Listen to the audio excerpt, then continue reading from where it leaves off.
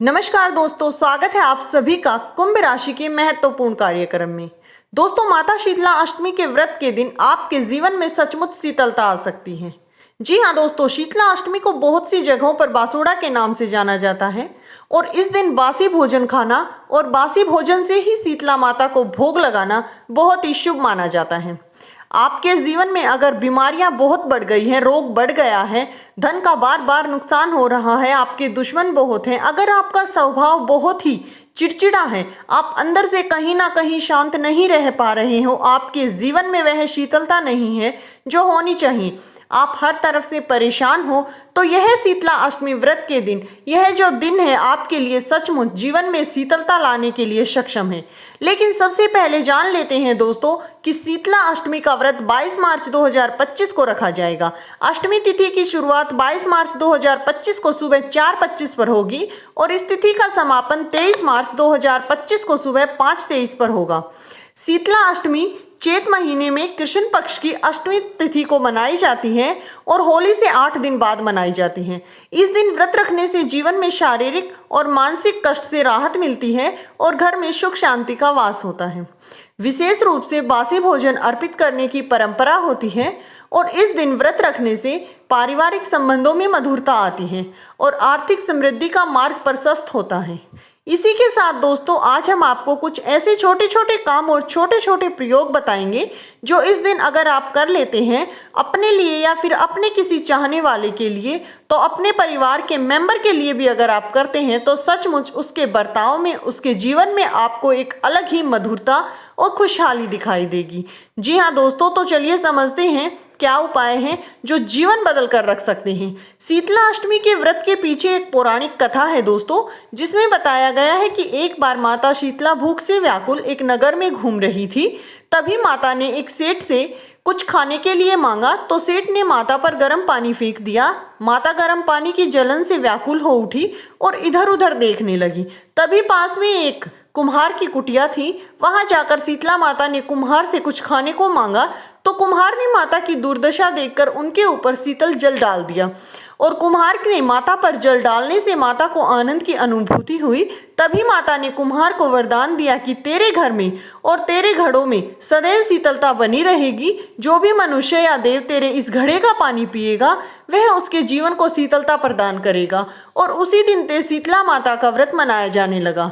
दोस्तों, शीतला माता की असीम अनुकंपा पाने के लिए माता शीतला पर जल अर्पित करें।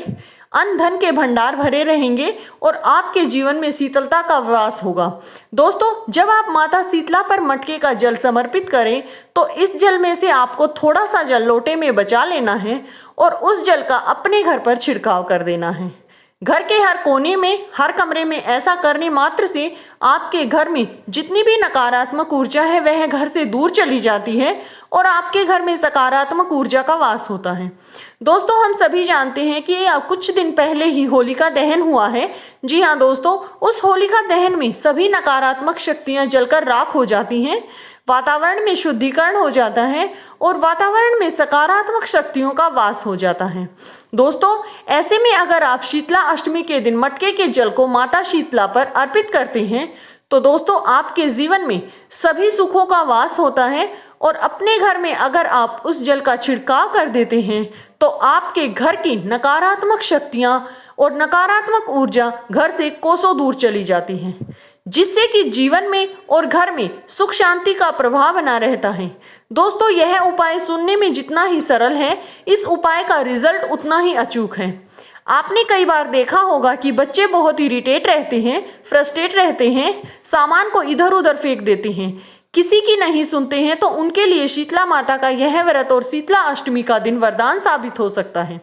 जी हाँ दोस्तों, आपको सेहत और परेशानी रहती है या फिर आपके जीवन में बहुत ही ज़्यादा दिक्कतें चल रही हैं, आप अपने मन को शांत नहीं रख पा रहे हो, आपका मन इधर उधर छटपटाता रहता है, आपके जीवन में धन से संबंधित कोई समस्या है जो आपको चैन से नहीं जीने दे रही हैं, तो यह दिन आपके लिए किसी भी प्रकार से घर का कोई भी ऐसा मेंबर जिसके अंदर वात पित्त का दोष बहुत ज़्यादा बढ़ गया है, अगर आपको एसिडिटी की प्रॉब्लम है, हड्डियों से जुड़ी कोई प्रॉब्लम है या फिर आपके जीवन में बहुत दुख ही दुख है, तो उसके लिए हम आपको आज कुछ उपाय बताएंगे जो अगर आप शीतला अष्टमी के दिन कर लेते हैं तो आप अपने जीवन को सुखी और आनंदित कर सकते हैं।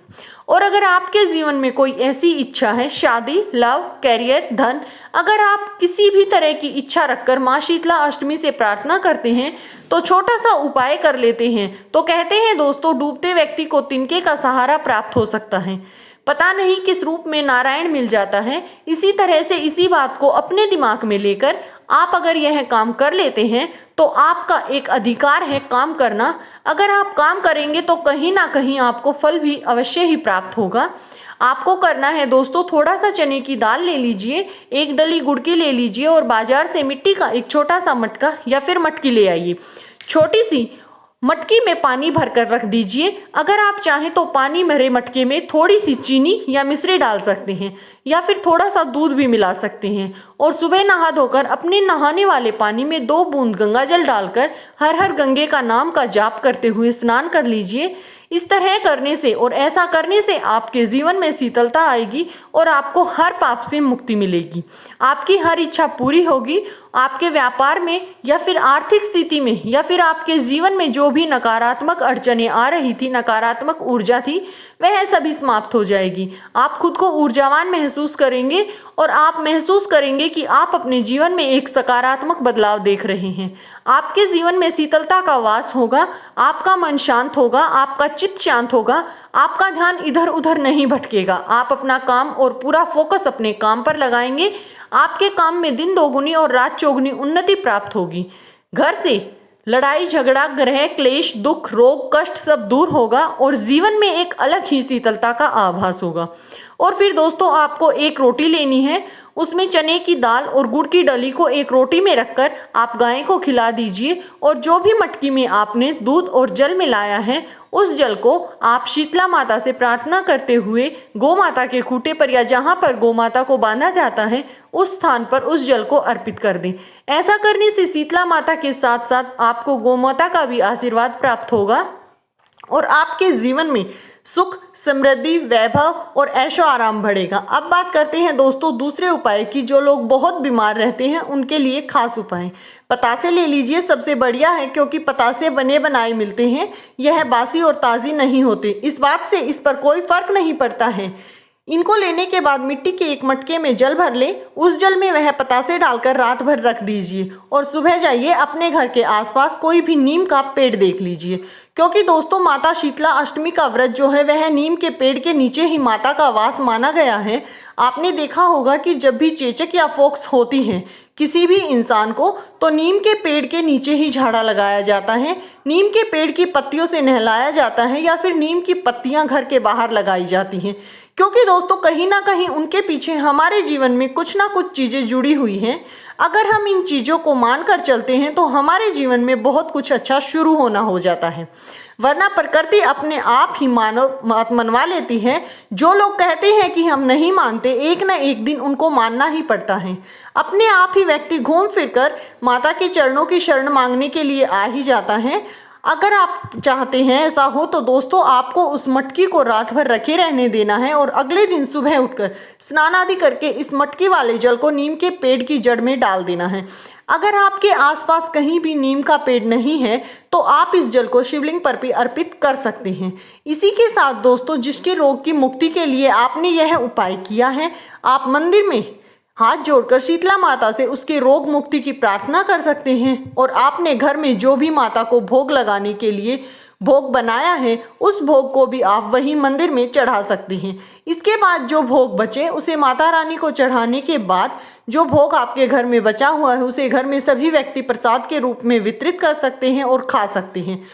इसी के साथ यह दिन सच में बहुत ही लाभकारी है। इस दिन जो काम आप करते हैं, जो भी उपाय आप करते हैं, आपको उसका कई गुना फल प्राप्त होता है। माता शीतला के आशीर्वाद से आपके जीवन में शीतलता आती है, सुख और चैन बढ़ता है, आपका दिल शांत रहता है, दिमाग शांत रहता है, जिससे आप अपने जीवन में एक अलग ही खुशी और उत्साह महसूस करते हैं। दोस्तों वीडियो में दी गई जानकारी अगर अच्छी लगी हो तो वीडियो को एक लाइक जरूर करें, चैनल को सब्सक्राइब कर लें और कमेंट बॉक्स में जय शीतला माता जरूर लिखें। वीडियो को लाइक करें, चैनल को सब्सक्राइब कर लें, जय शीतला माता जरूर लिखें दोस्तों। धन्यवाद।